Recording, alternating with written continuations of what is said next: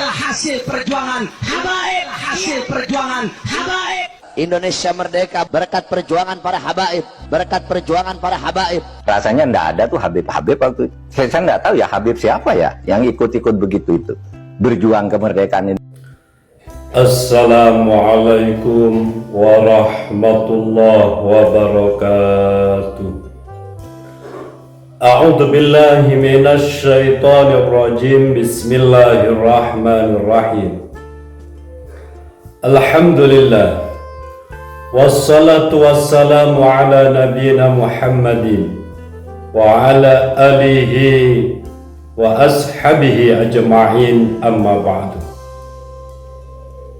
Sahabat muslim dimanapun berada, mari kita ikuti video dari habaib berikut ini. Indonesia ini merdeka berkat perjuangan para habaib. Tapi kemerdekaan bangsa ini adalah hasil perjuangan habaib, hasil perjuangan habaib. Indonesia merdeka berkat perjuangan para habaib, berkat perjuangan para habaib. Jadi Anda jangan berpikir, ini habaib di Indonesia jasanya apa? Banyak, itu yang baru kecatat. Rasanya nggak ada tuh Habib waktu itu. Saya nggak tahu ya Habib siapa ya yang ikut-ikut begitu itu berjuang kemerdekaan ini.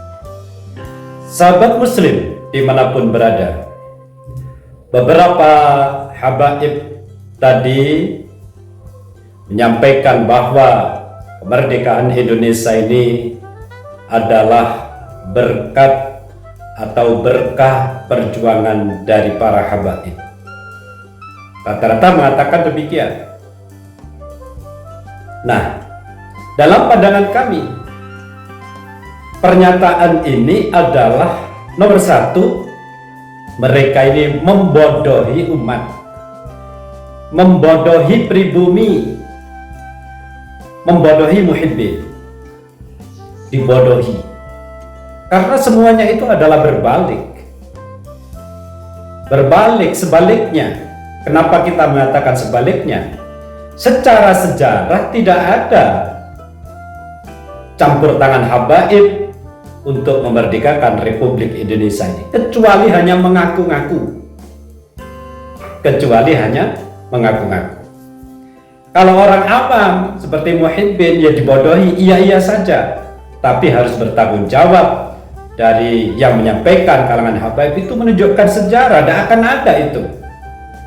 Justru sebaliknya yang ada, yaitu datuk mereka, datuk dari para habaib namanya Habib Utsman bin Yahya, ini menjadi mufti Batavia. Apa itu mufti Batavia? Menjadi penasehat pimpinan Belanda waktu itu. Nah, penasehat ini untuk menasehati bagaimana cara menghadapi orang-orang Indonesia yang memberontak, termasuk para ulama waktu itu ya berhadapan dengan Habib Utsman ini, karena ada yang mengerti tentang bagaimana kelemahan-kelemahan ulama atau orang-orang Islam Indonesia. Di antaranya yang dilakukan oleh Habib Utsman mengaku sebagai cucu Nabi, mengaku sebagai cucu Nabi. Ini yang melemahkan sampai hari ini. Sampai hari ini pribumi kalau mendengar saya cucu Nabi langsung tunduk. Jangankan para muhibbin, para ulama senior itu loh, kalau ada orang mengaku menjadi keturunan Nabi walaupun itu orang gila, tetap diterima. Tetap diterima itu. Karena apa? Itulah kelemahan orang-orang Indonesia.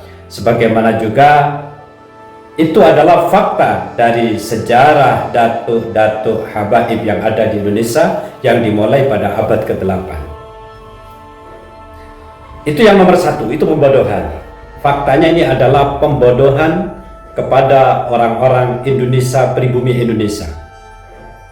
Yang nomor dua, menurut saya, menanggapi pernyataan mereka itu contoh mereka ini tidak punya malu menyatakan demikian ini. Tidak punya malu, ingin dirinya dihargai, sampai mengatakan datuk kami para habaib yang memperjuangkan Indonesia hanya ingin dihargai karena mereka tidak berharga.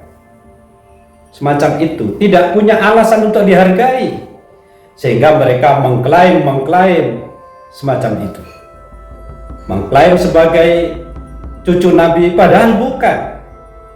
Padahal bukan. Tes DNA itu adalah fakta realita orang yang berakal sehat secara umum.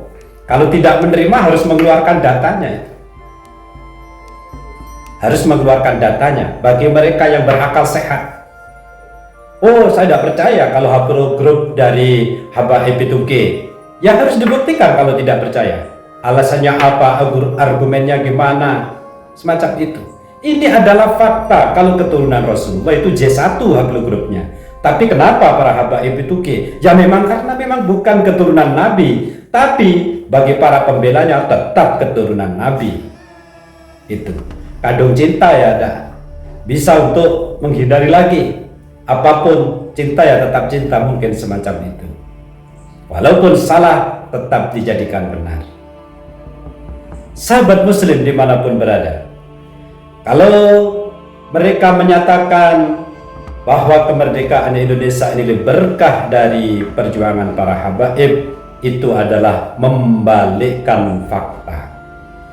Karena sebenarnya mereka itulah dulu bersama Belanda ikut menjajah bangsa Indonesia ini.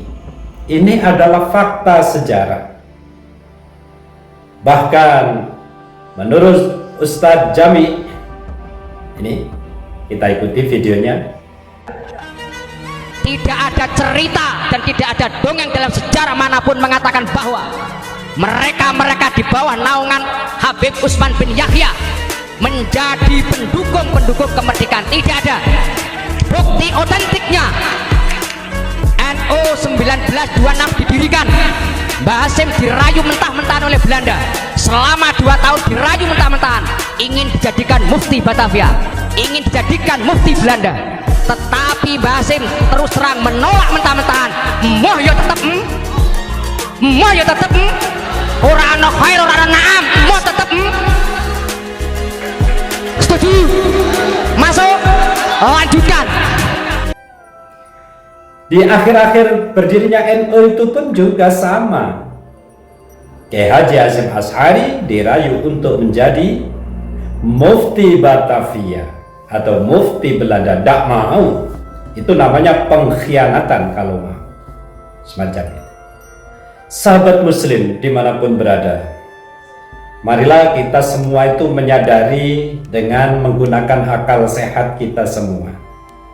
Dari tesis Kiai Haji Imaduddin Utsman itu sudah menyatakan bahwa habaib Ba'alwi di Indonesia ini gagal menjadi keturunan Rasulullah karena menurut kitab nasab ini tidak terverifikasi.